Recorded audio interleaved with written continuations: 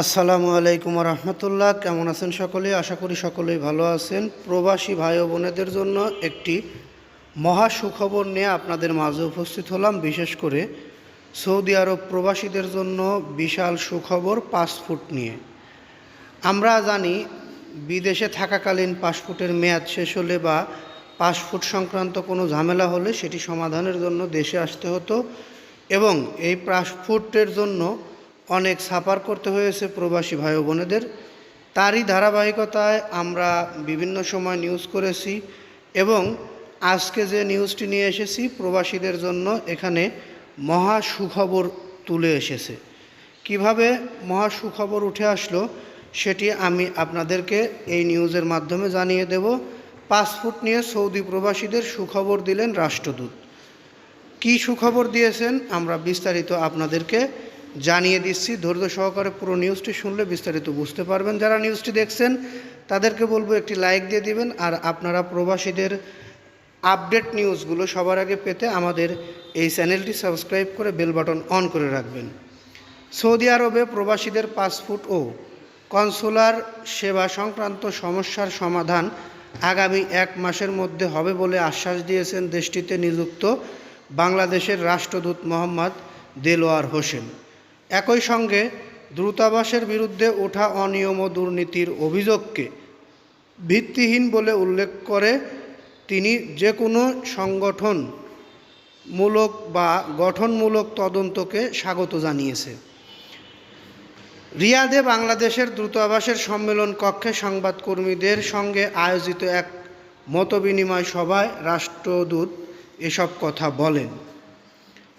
সভায় দূতাবাসের দ্বিতীয় সচিব প্রেস মোহাম্মদ নুরুল আমিন সহ সৌদি আরবে কর্মরত বাংলাদেশি বিভিন্ন গণমাধ্যমের প্রতিনিধিরা উপস্থিত ছিলেন। রাষ্ট্রদূত বলেন, গত বছরের শেষ ভাগে মেশিন রিডেবল পাসপোর্ট MRP বন্ধ হয়ে পাসপোর্ট কার্যক্রম চালু হয়।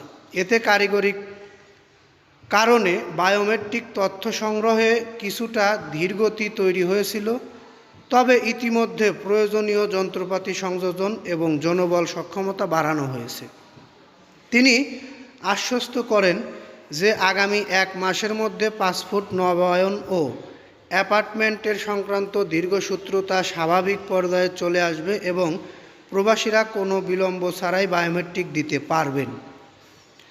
সম্প্রতি দূতাবাসের কার্যক্রমে গাফিলতি ও দুর্নীতির অভিযোগ প্রসঙ্গে রাষ্ট্রদূত বলেন, দূতাবাসের সেবার মান নিয়ে বিভিন্ন গণমাধ্যমে আসা অভিযোগগুলোর কোনো দলিলিক ভিত্তি নেই।